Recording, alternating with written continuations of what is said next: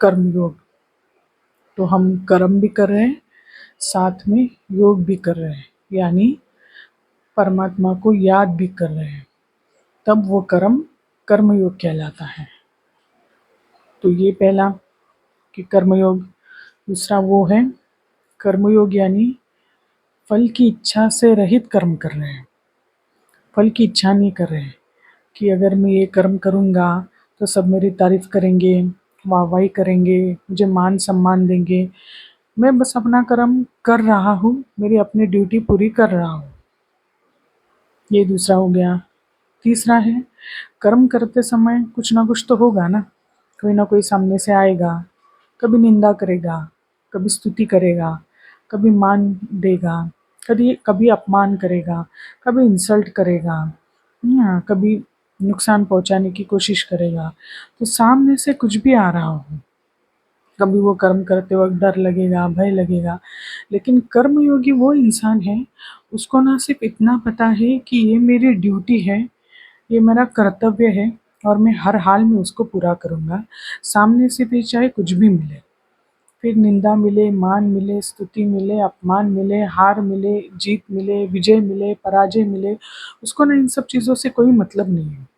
ना उसको इन सब चीज़ों से कोई फ़र्क पड़ता है, क्योंकि वो समझ गया है ना? तो ये बात है कि जो कर्म योगी होगा, उसको इन सब चीज़ों से ना कोई मतलब नहीं है, कोई वास्ता नहीं है। वो बस इसी धुन में लगा हुआ है कि ये मेरा कर्तव्य है, ये मेरा ड्यूटी है, मुझे उसको पूरा करना है। बदले में वो ये एक्सपेक्ट नहीं कर रहा, अगर वो अपने बच्चों के लिए कुछ कर रहा है तो वो एक्सपेक्ट नहीं कर रहा कि बच्चे मुझे रिटर्न में देंगे। नहीं, उसको पता है ये मेरे बच्चे हैं, तो ये मेरा कर्तव्य है उनके प्रति, तो मैं उसके लिए कर्म कर रहा हूँ, फल की इच्छा से नहीं कर रहा।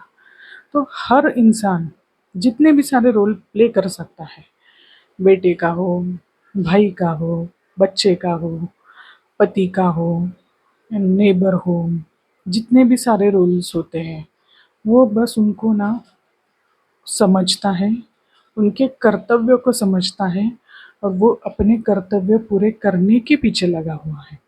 वो है कर्मयोगी। वो फल की इच्छा से कर्म नहीं करता।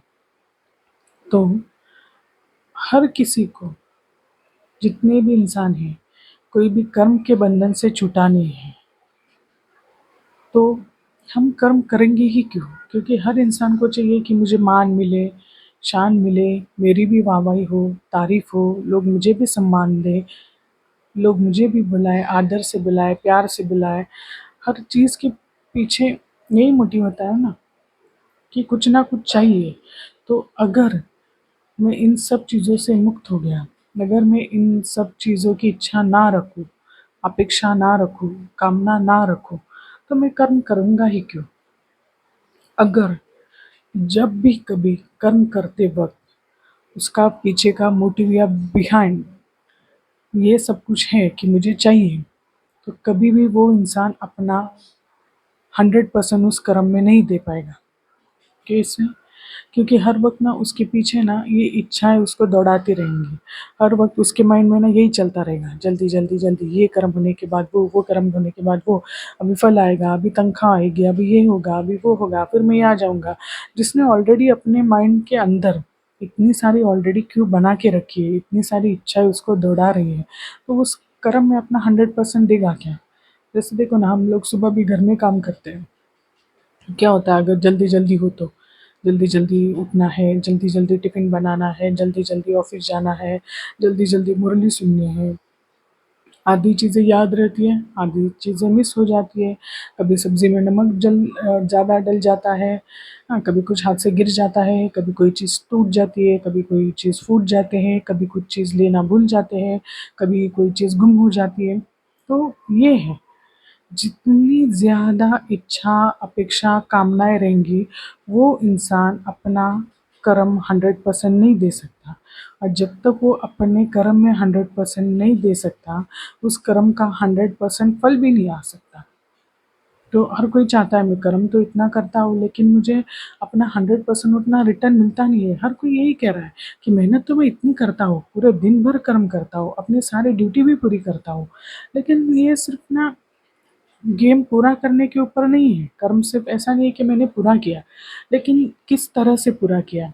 जैसे मान लो कि आपने खाना तो बनाया, लेकिन अगर उस खाने में बहुत ही ज़्यादा नमक डला हुआ है, तो क्या वो खाना कोई खाएगा? तो कर्म तो आपने पूरा किया, लेकिन अभी कोई नहीं खा रहा, ना वो सामने वाला संतुष्ट है आपकी सेवा से, ना आप संतुष्ट हो अपनी सेवा से, तो वो कर्म क्या पूरा माना जाएगा? अगर सामने वाला संतुष्ट ही नहीं हो रहा, खुश ही नहीं हो रहा, जिसके लिए हमने वो कर्म किया, उसको वो ना बेनिफिट ही नहीं मिल रहा। जैसे किसी के लिए हम काम करते हैं लेकिन वो खुशी नहीं है हमारे काम से, तो क्या वो संतुष्टता मिलेगी? क्या वो चीज़ हमें प्राप्त होगी, वो खुशी प्राप्त होगी? तो ये है। तो जब तक हम सब इन सब चीज़ों से, इन सब इच्छाओं से, आशाओं से मुक्त नहीं होते, हम अपना कर्म 100% नहीं कर सकते। जब तक 100% कर्म नहीं, तब तक 100 आउट ऑफ 100 मार्क्स नहीं, मार्क्स भी कहीं न कहीं रिड्यूस होते जाएँगे। तो उस कर्म का ना, उसके फल का भी ना इतना ज़्यादा प्रभाव नहीं निकलेगा। इसलिए निष्काम कर्म की ना इतनी ज़्यादा महिमा गाई हुई है।